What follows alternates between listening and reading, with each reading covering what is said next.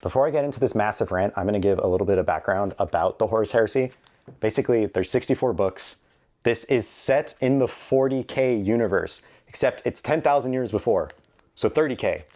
This is 30K. It is about the height of the Imperium of Mankind, when the God Emperor was a functioning God person and could move around and wasn't stuck on the throne and all messed up. This is when the Primarchs were out in the galaxy dominating other civilizations, and they were going back to all the different worlds that had been separated from Terra and forcibly or peacefully reuniting them back under the Emperor's umbrella, right? Cool. If you're going to read this series, you have to start with these 3 books. This is the introduction to all of the Horus Heresy. There's a 4th book, but I had to take it back to the library. That is called The Flight of the Eisenstein. You read those 4, then you can go ahead. Okay, now back to the original video I started this with the whole rant. Hi everyone, Hunter here. It's been a little while. I blame that mostly on that I wanted to make a series reviewing every book in the Horus Heresy. I made 4 videos and I had posted them to my channel, but I hadn't made them public because I wanted to do something where I was like releasing one every week. So it was nice and consistent and you could follow along.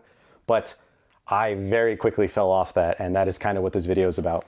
So the 4 books I read were Horus Rising, False Gods, Galaxy in Flames, and the 4th is The Flight of the Eisenstein, but I had to return that to the library, and that's kind of my issue with this series. The books go out of print, and because of that, you only have 2 options. So you either have to get the audiobooks.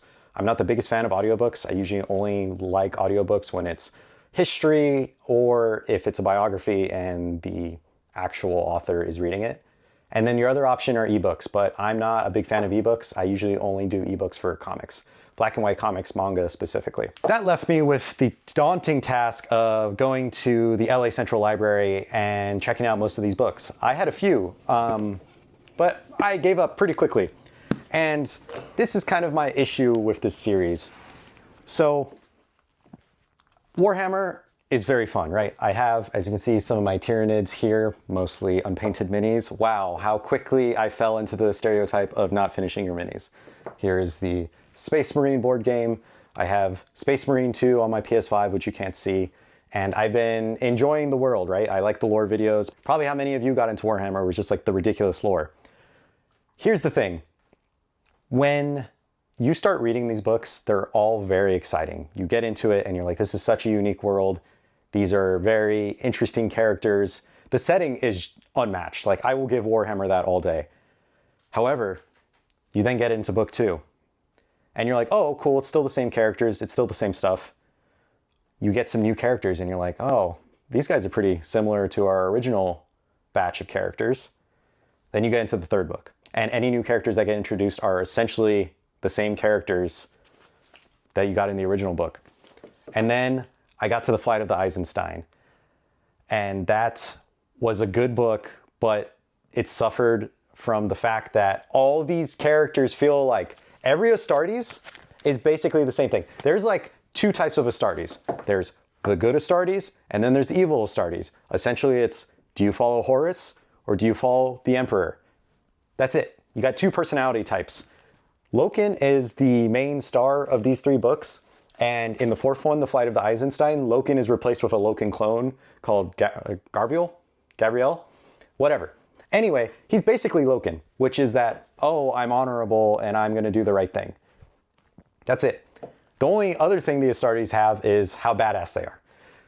You will be hit over the head with how badass these people are, and that it gets really annoying. Basically, you get these human perspectives anytime an Astartes walks in. They're like, wow, look how magnificent these Astartes are. They're 9 feet tall, they're jacked, you know, they're good looking, they are tough people. Don't, you know, dishonor them, they might squish you. Scary Astartes, right? That gets really old, like very old. And then Astartes run into each other and they're like, oh, that Astartes is badass. Oh, that Astartes is badass. Okay? So what a human is to an Astartes, there's just this massive badass gap, right? This is where it gets even more annoying. The Primarchs, which are above the Astartes, how a human is to an Astartes is essentially to a Primarch, right? Primarchs, God Emperor, Astartes, humans.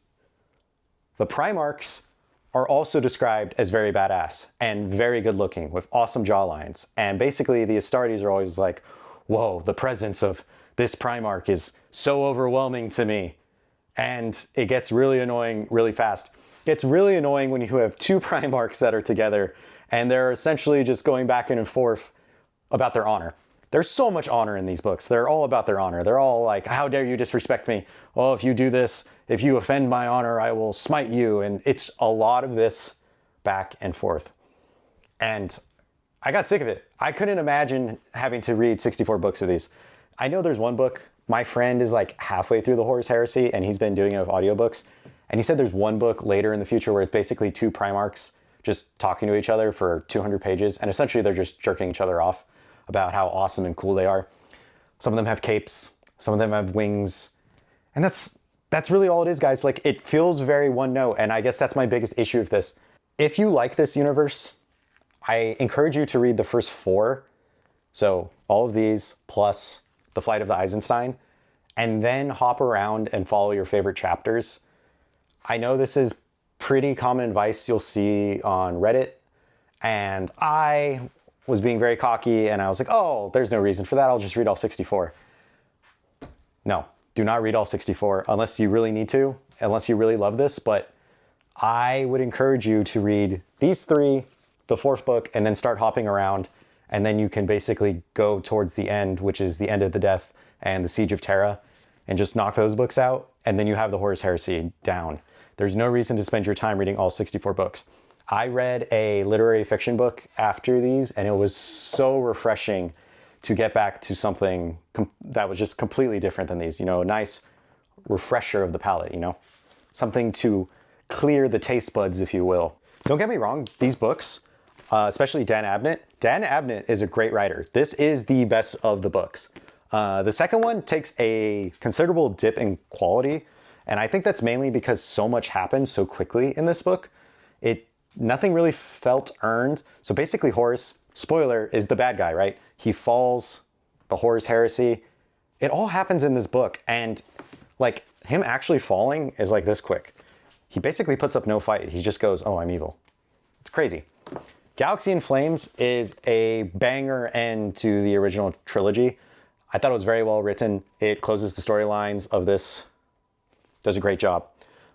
But I read The Flight of the Eisenstein, and I thought the writing quality was more on par with False Gods than it was with Horus Rising and Dan Abnett. I know Dan Abnett is like the heavy hitter of the 40K universe, and they put him on everything when they're like, we need our go-to guy. Totally understandable. I would encourage people to read more of these books. This is the only book I've read of his, and from what I understand, the other stuff is very good too. So if you see a Dan Abnett book in general, if you want quality writing, I would pick this up. Okay, so say you ignore my warnings and you're just like, I'm gonna read all 64 books in this series. I don't care what you say. I don't care what Reddit recommends. I don't care what these other YouTubers say. I just want to read. Great. I hope you like ebooks. I hope you like audiobooks. Because if you actually want to collect these, right, and put these on your shelf, right, have a nice little collection, you know, all Horus Heresy, all Black Library, make it look really good. You'll see some people that have those on the internet. That's gonna cost you thousands of dollars. Like, I haven't added it up. I would wager it's probably anywhere from 5 to 10 grand if you're gonna do that. That is disgusting. Absolutely disgusting. Some of these books are $500 for no reason. Just because they went out of print, and when they put them back in print, they don't print enough because they just sell out, so they don't care. And then you have people that are flippers. They buy the books, they buy them up, they put them on eBay. You know, even if new books come out, it might drop the price from $500 to $300, but if you buy a book for 15 bucks, pay 10 bucks for shipping, $25, and you get $200-300. It's a steal, right? How much money? What's the profit percentage on that? Like 1,200%? Anyway, my point is, if you want to get all these books, you have to go with a Kindle. You have to listen to it. There's just no other option. And I personally, that's not going to work for me. I went to the LA Central Library, which is the largest library in Los Angeles, and therefore one of the largest in the country. And I was able to grab a few of the books. I think I was able to grab the next 3 or 4, But I tried to grab 5 or 6 when I went, and they didn't have the other 2. They were out of print. So even with the massive resources, if you live in a major city, you're not gonna be able to get these books. I bet in New York, you might have a better chance of getting all of them in print, but it's gonna be rough, guys. I would encourage you to get real comfortable with either audiobooks or a Kindle and commit to that, right? So one of the initial ideas of pulling me in was the 64 books. But then when you start to think about it, why does it take 64 books to tell the story? This is the Lord of the Rings. This is 3 books, right? The massive epic Lord of the Rings. This is the first 3 books in the Horus Heresy. That is not okay. You see that? And yes, the pages aren't the same, but I would wager that if you added the Flight of the Eisenstein, that's basically the actual page count of the Lord of the Rings. No, you don't need that. You don't need that. And to tell me that that's only 4 of the 64 and there's 60 books left, you don't have that much content. And if you go through the different books that they have in this series, I think it becomes pretty apparent that a lot of them are filler. And you don't really need that. Like, do you need an anime filler episode for something you're reading? The issue is when you're watching a TV show and there's a filler episode, it's 22, 23 minutes. When you're reading a book, even if you read fast, I don't know how many hours it would actually take to sit down and read this, but let's just say conservatively, like 24. This would take actually 24 hours to read this all, right? 20 to 24. So we'll just say something like that. That is not acceptable. Who wants to commit that amount of time to filler? Just for a couple things that you might pick up in the reading? I don't know. It just isn't worth it to me. And all the characters being the same, and every time there's a new character introduced, it just feels the same. Even if they're from a different chapter, they feel the same. They're all good fighters. They're all badass. They all have their own honor system. They all talk the same.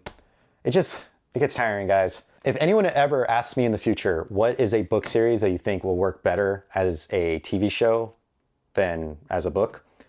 I'm going to immediately raise my hand and freak out and say, the Horus Heresy is made for television.